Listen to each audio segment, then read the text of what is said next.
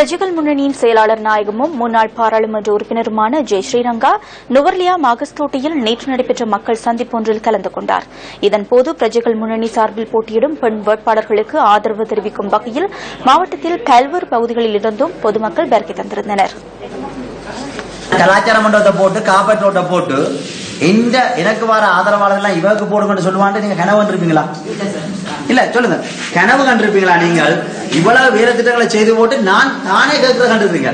இல்ல இவருக்கு போடுங்கன்னு சொல்லி நான் கலாச்சார மண்டபம் கட்டிருக்கேன், இன்னும் கட்டுவேன் கலாச்சார மண்டபம் இவருக்கு போடுங்க. நான் காப்பேட் ரோட் போட்டிருக்கேன், இன்னும் காப்பேட் ரோட் போடுவேன் இவருக்கு போடுங்கன்னு சொல்லுவான்னு யோசிச்சிருக்கீங்களா?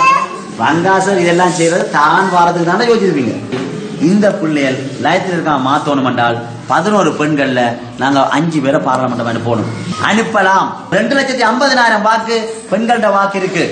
இதோட கொத்மலை வளப்பொன ராகல எல்லாம் இருக்கு. ஆனா நாங்க ஒற்றுமையா வாக்களிக்கணும். ஒற்றுமையா வாக்களிச்சோமா இருந்தால் எங்கள் 5 பேர் போறாங்க. இவங்க எல்லாம் மற்றவங்க மாதிரி இல்ல, திகாம்பரம் மாதிரி இல்ல, போய் மச்சினிய மாமாவை கொண்டு வர போயில்லை. இவங்க என்ன சொல்றாங்க, சார் நான் 1 வருஷம் பார்லிமெண்ட்டுக்கு போறேன் சார், அதுக்கப்புறம் நான் ரிசைன் பண்றேன். எங்கட ஊர்ல இன்னொரு பொம்பளை அனுப்புங்க சார், இன்னொரு வருஷத்துக்கு பேர் அவர் ரிசைன் பண்ணுவா சார், எங்கட இன்னொரு பொம்பளை அனுப்புங்க சார். அப்ப 5 வருஷத்துக்கு 5 பேர் போறான். ஆனா அப்படி ரிசைன் பண்ணுவாரா திகாம்பரம்? இது பண்ணுவாரா? இல்ல. ஏண்டா இவங்களுக்கு அரசியல் தொழில் இல்லை. இவங்க என்ன செய்றாங்க, எங்களோட மக்களோட பிரச்சனை தீக்கணும். அப்ப இவங்க போய் பார்லமெண்டத்துல நாங்க இப்படித்தான் கொழுந்தெடுக்கிறோம், எங்களுக்கு இங்க தைல என்ன இப்படித்தான் எங்களுக்கு சுகாதார வசதி இல்ல.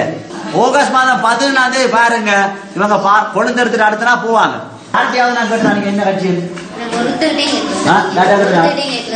ஐடிங் கார்டை கொடுங்க. நீங்க நாங்க கொடுத்தோம் சார், அந்த நேரத்துல சந்தர்ப்பமா எங்க கையில மட்டும்தான் அந்த ஐடிங் கார்டு இருந்துச்சு, மத்தவங்க கையில இல்ல சார். அதனால கேட்ட வரைக்கும் நாங்க கொடுத்துட்டோம்.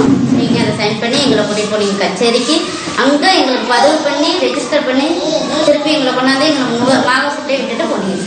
இதன்போது நுவரேலியா மாவட்டத்தின் பல்வேறு பகுதிகளில் இருந்தும் வருகை தந்த பொதுமக்களும் கருத்து வெளியிட்டனர்.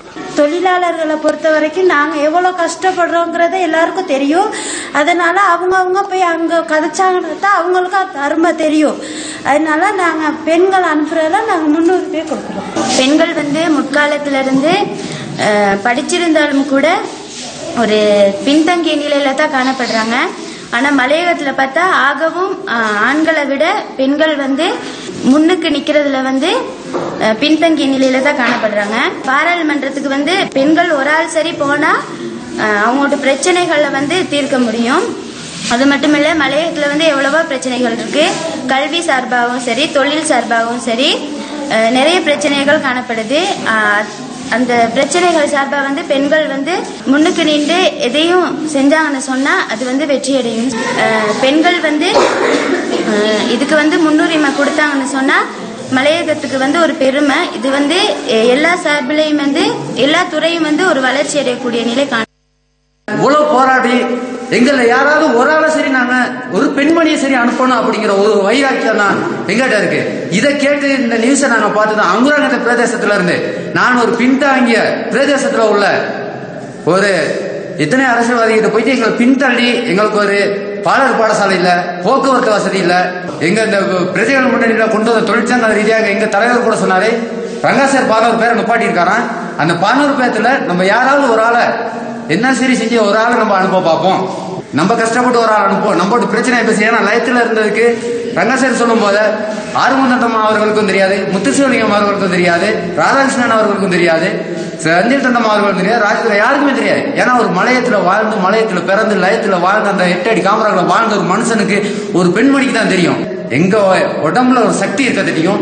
ஏதோ ஒன்றை செஞ்சு நாங்க எப்படியாவது ஒரு ஆள் அனுப்பணும் அப்படிங்கிற ஒரு ஆக்ரோஷம் ஒரு வெறியோட தான் நாங்க இன்னைக்கு அங்குராங்கத்திலிருந்து கூட உழவு மெனக்கிட்டு நாங்க சேர கண்டுக்கிறோம் அப்படிங்கிறத, அதே நேரத்தில் நிக்கிற வேட்பாளர் யாராரு அப்படிங்கிறத நாங்களும் கொஞ்சம் தெரிஞ்சுக்கிட்டோம்.